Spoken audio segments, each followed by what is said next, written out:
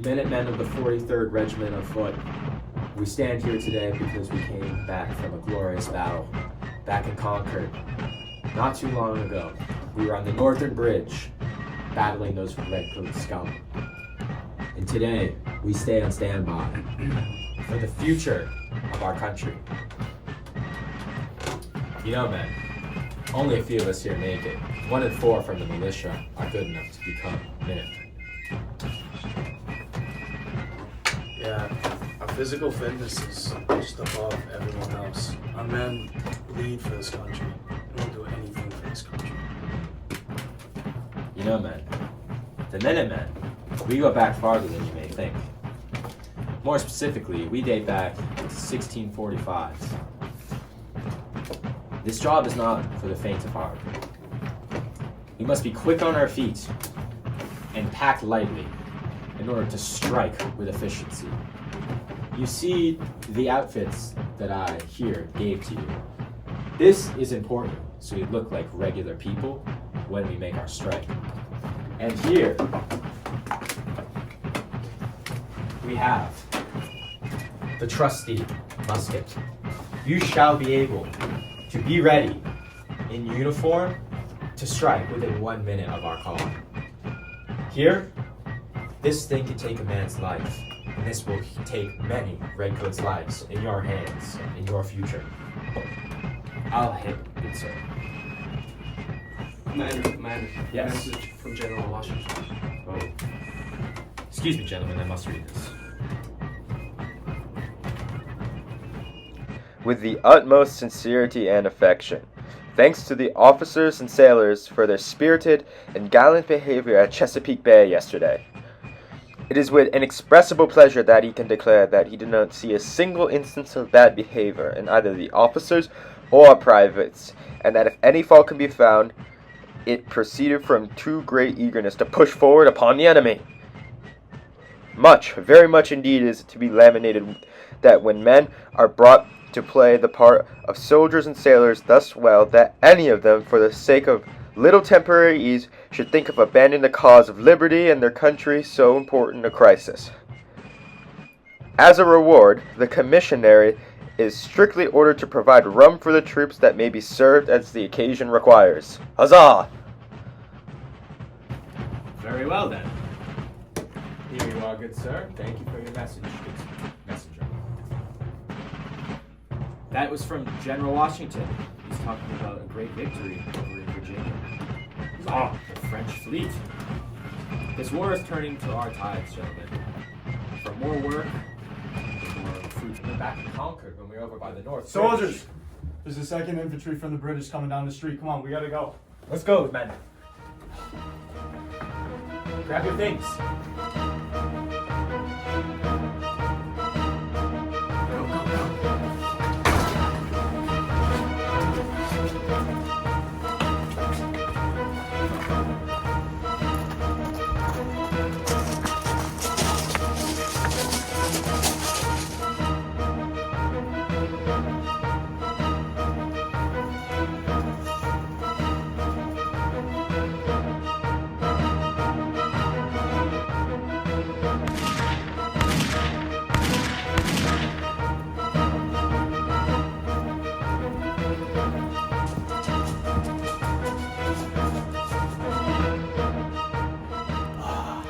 Great work, gentlemen. Great work, man. Ugh. Let's go.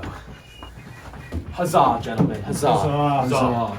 Another day without less redcoat pigs in our streets. Hear ye! That's how it's done, men.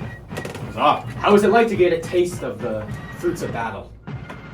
Wonderful. We took that redcoat squadron out with ease. Yes, when you move swiftly like that, they won't know it hit them. They're very disciplined and they move very orderly. With our unpredictable guerrilla tactics, that will bring us above them even if we don't have the numbers. I'm very pleased with your performance, man. I know this was your first raid, so I'm very, very pleased. You men will be great soldiers and great Minutemen, and we will win this war together. Thank you, sir. We follow you to the death, sir. Thank you, sir. Huzzah! Huzzah!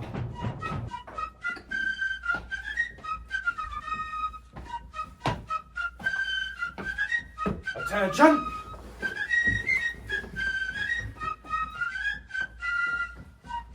That was not fast enough. What is wrong with you? Thought You- I was fast enough, sir. Your mouth off to me? What is your name, sir? Private John Clark, sir. Sir, you do not talk back to a commanding officer like that. I'm sorry, sir. You better be sorry. I will have you flogged. Private, you have found yourself accepting 5 flogs from your fellow comrade. Get on your knees, face the wall for your punishment. And you have fatigue duty now for a few days, which will be determined later. Down on your knees. 5 flogs.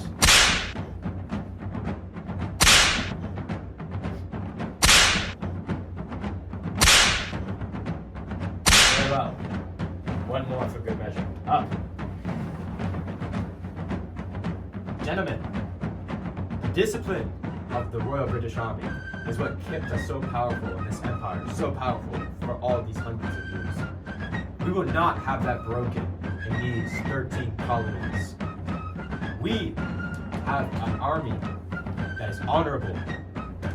We fight with discipline, and that must be upheld in every single asset of the life you live under my rule.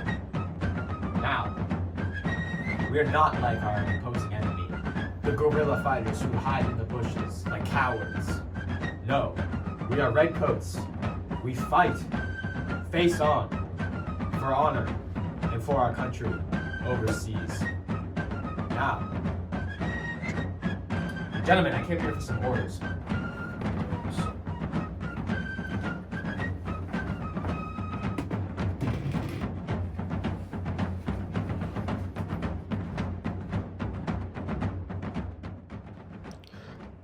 To Lieutenant Barker, there has been spottings of militiamen around Fort Sewell conspiring and meddling with our equipment. It is of the utmost importance and urgency you make your way over with your men to investigate the situation and make sure we are all clear. Report back to me your findings when you are done. We received orders to go to Fort Sewell. There's been a collective uprising of militiamen spotted there. We must go patrol and make sure the situation is okay and safe for our fellow comrades. Yes, sir. Yes, sir. In line, gentlemen. Grab your arms.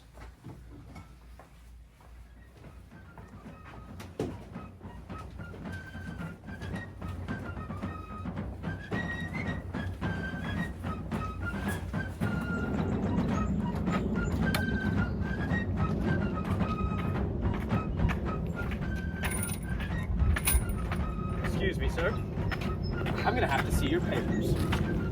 I'm not giving you no papers, you what? Excuse me? Talk to a British commanding officer like that? British commanding officer, I wipe my ass with that title.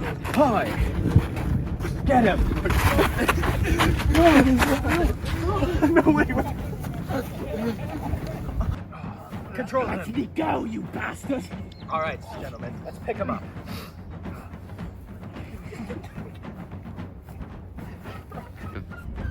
Now, gentlemen, we have him under control. This scoundrel. We're keeping the streets of the 13 colonies clear, one revolter at a time. I'm very satisfied with our victory in Chesapeake Bay. My glorious French Navy took out those redcoat bastards. We flanked them, we ambushed them. Very, very, very satisfied with these sailors. They didn't. Isn't it nice to be back on land? After a sweet, sweet victory. Feels like nothing before. My amazing sailors. I will go report this in a letter to General Washington, my comrade. I will be back, and then we will celebrate. Huzzah! Huzzah!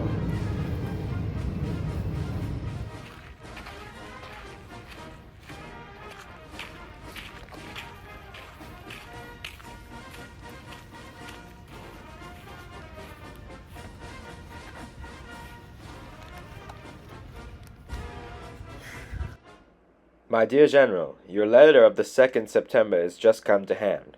Mine of yesterday mentioned that the ships in the Yorktown River have gone down. Enclosed is the account I receive of an engagement off the Capes. What disposition has been made for the internal protection of the bay I do not know. The James River is still guarded, but we have not yet received any letter from Count de Grasse relative to his last movements. I hasten to communicate them, as your Excellency will probably think it is safer to keep the troops at the head of the Elk until Count de Grasse returns. Indeed, unless the greatest part of your force is brought here, small addition can do little more than we do effect. Your appropriation of my conduct emboldens me to request, as the General Lincoln will of course take command of the American part of your army. The division I will have under me may be comprised of the troops which have gone through the fatigues and dangers of the Virginia campaign. This will be the greatest reward of my services I may have rendered. As I confess, I have the strongest attachment to these troops, with the highest respect. I have the highest honor to them, my dear General.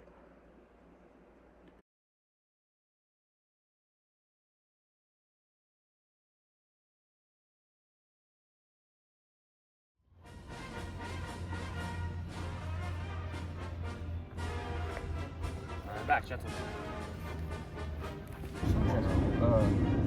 France is beautiful. What made you come over here to the Americas?